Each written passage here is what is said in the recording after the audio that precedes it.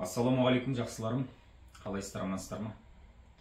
Мен Теміртау қаласының тұрғындарына, әсіресе оның ішінде 11-ші округтың тұрғындарына маңызды бір хабарландыруды жеткізгім келіп отыр.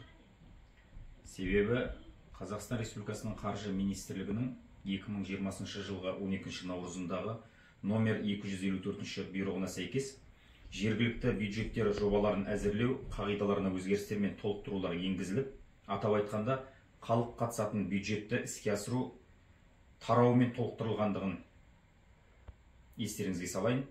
Яғни бұл толықтыру бойынша 2021 жылдан бастап Теміртау қаласында халық қатысатын бюджетті іске асыра бастады. Яғни қаламыздағы әрбір тұрғын өзі тұратын ауланы қалағанындай қылып мемлекеттің қаражатына жасатып алуға мүмкіндігі бар.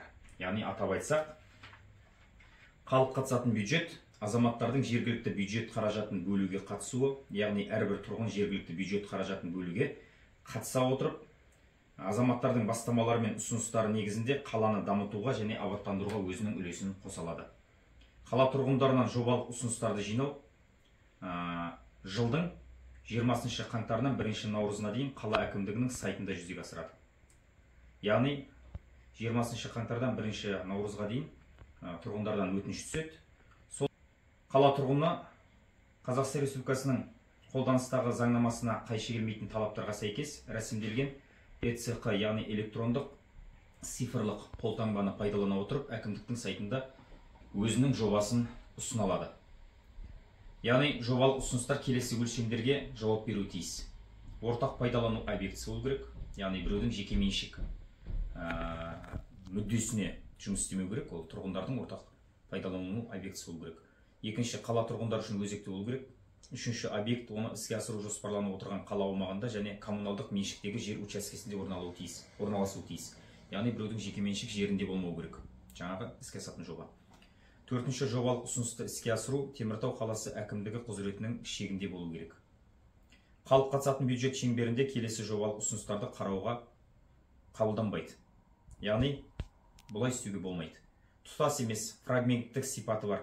Яғни элементтерінің біреуін орындау келешекте қосымша элементтерді іске асыруды талап ететін болса, Теміртау қаласын дамыту басымдықтарына сәйкес келмейтін болса, жеке коммерциялық сипаттағы жобалық ұсыныстарды іске асыруды көздейтін болса, яғни біреудің аулада тұрған дүкенін жақсы қылу үшін, мысалы, тұрғындарға қажет деп, өзінің ыңғайына туырлап, мысалы, жол салдырып алып, жан-жағын абаттандырып алам десе, ондай жобалар іске аспайды. Халық қатысатын бюджет шеңберінде келесі іс-шаралар дауыс беруге жолданады. Аумақты көгалдандыру, тротуарларды жайластыру, тротуарларды, пандустарды, арықтарды салу және жөндеу, ортақ пайдалану орындарын құру, жөндеу және жарықтандыру, саябақ, сквер және жаяу жүргізушілер аймақтары және тағы да басқа объектілер. Бордюрларды, брусчаткаларды, тіреуіш қабырғаларды жөндеу, қоқыс тастайтын жерлерді жою, ортақ пайдалану орындарында күркелер, яғни беседкалар, орындықтар, қоқыс жәшіктері және балалардың ойнауы және ересек тұрғындардың демалу үшін жабдықтар мен құрылымдар орнату және жөндеу.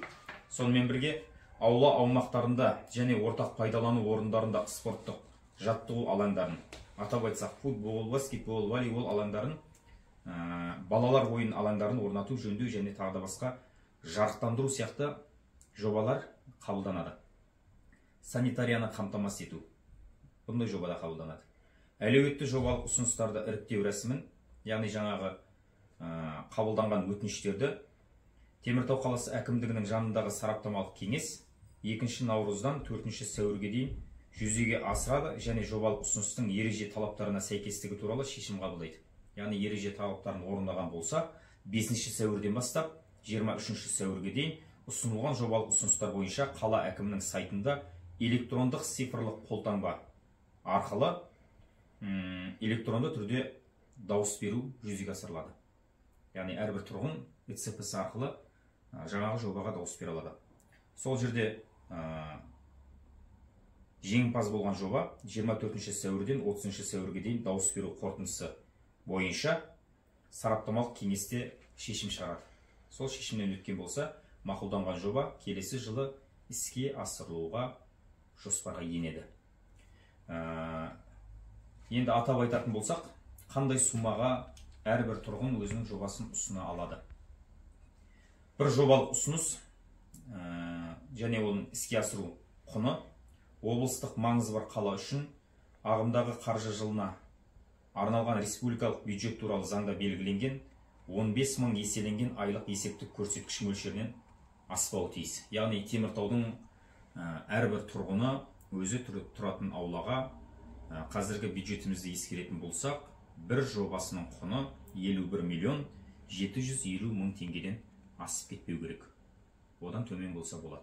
Ал егер одан асып кететін болса, онда бірнеше тұрғын, бірнеше жоба жасау болады. Мысалы, балалар ойнайтын алаңды бір тұрғын жоба қылып, қасында спорттық алаңды екінші тұрғын, мысалы, қоқыс тастайтын жерді реттеуді үшінші тұрғын деген сияқты ауланы бірнеше тұрғын, бірнеше жоба беру арқылы іске асыра алады. Демек, халық осындай бюджетке қатысып, өзі тұратын ауланы өздері қалағандай жасап алуға болады. Енді бұл жоба Теміртауда іске асты ма, аспады ма? Біз енді соған кішкене тоқталып көрейік.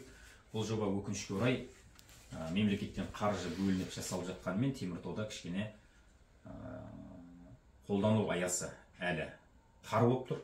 Атап айтсақ, 2021 жылдан бері 3 қана жоба іске асырылды. Атап айтсам, 2021 жылы 2 жоба, Бауыржан Момышұлы 62 және 64/1 мекен жайында 16 миллион 418 мың теңгеге сквер жасалынды. Яғни демалыс саябағы кішкене.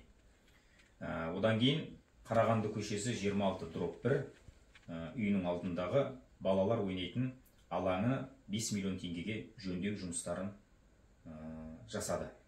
Одан кейін 6 миллион 880 мың теңгеге 9-шы ықшамаудандағы 5 және 5А үйлерінің алдындағы алаңға балалар ойнайтын алаң салғызды. Міне осындай 3 жоба ғана әзірге іске асты.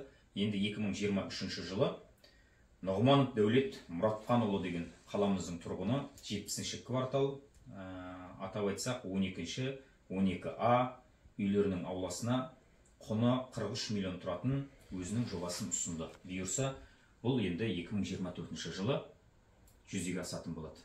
Міне әзірге мемлекеттің осында беріп тұрған мүмкіндігін біздің қала 4 жобамен ғана пайдаланып отыр. Сондықтан сіздерді белсенді осы жобаға қатысып, өздеріңіз тұратын ауланың өздеріңіз қалағандай болуына үлестеріңізді қосып, мемлекеттің қаржысына өздеріңіз сол бюджетке қатысып, осындай жобаларға үлестеріңіз қосып, сіздерде атсалыссаңыздар екен деп отырмыз.